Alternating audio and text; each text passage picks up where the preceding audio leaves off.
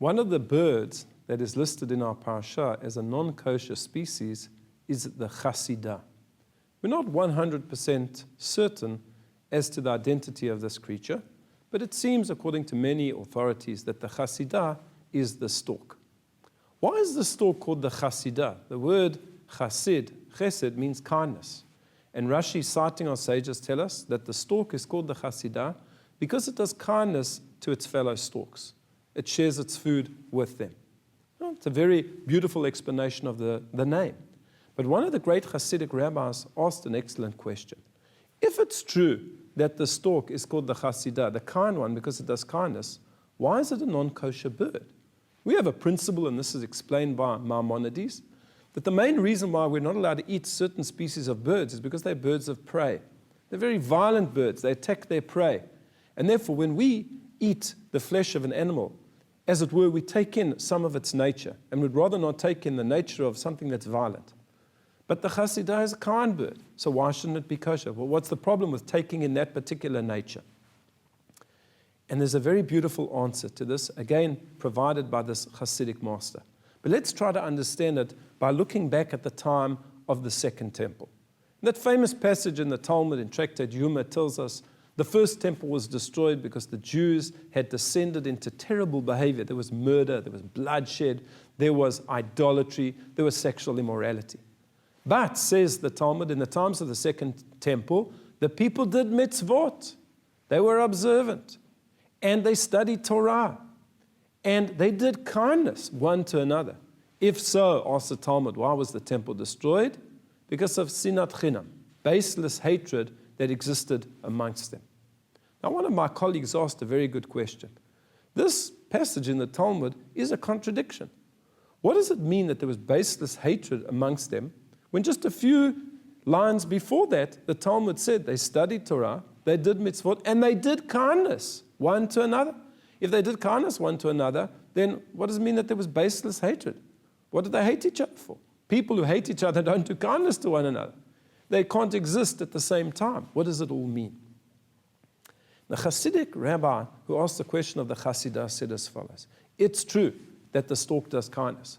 But who does the stork do kindness to? Other storks. Other birds? Forget about it. If you're not my species, I don't do kindness to you.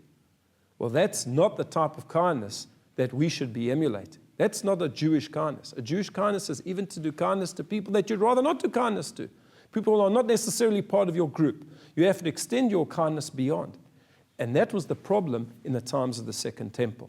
Yes, they were kind, but they were kind to their little group. Josephus, the famous historian, tells us that at the times of the Second Temple in Jerusalem, there were over 20 different sects of Jews, all observant people, all doing kindness. And if you were part of my group, I would help you out. I'd give you an interest-free loan fund. I would help you. If you needed a job, I would go out of my way. But if you weren't part of my little group, I didn't want anything to do with you. On the contrary, I hated you, and I had nothing to do with you.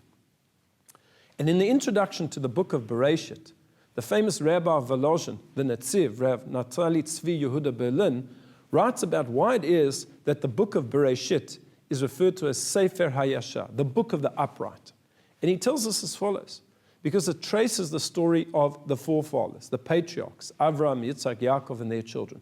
And they were Yesharim, they were upright. Why were they upright? And he says, not just because they did kindness to their own families, which certainly they did, but they acted in an upright and fair manner to everybody around them, to all that they came into contact with, whether it was Avraham who was going to buy the cave to bury Sarah, the way in which he treated the Bnei Chet, whether it was Yitzhak and the covenant that he made with Avimelech, the king of the Plishtim, whether it was Yaakov, the way that he treated the local inhabitants. They always acted with yashut. They were absolutely upright, whether it was their family or some other people, even people that they didn't necessarily get on with. But, says the Netziv, in the times of the Second Temple, the people there were ardent and they were pious. But people who weren't part of their group, they would accuse them of being apikosim, of non-believers, of heretics. And he says very harsh words. He says that God hates and despises righteous people like that because they're not really righteous. They only care about their own groups. They don't care about other people. And that was the problem in the times of the Second Temple. It's not enough just to do kindness to your own group, to your own family. You have to look beyond that. And that's the problem with the Chasidah. So yes, it does do kindness with other birds, but with its own kind.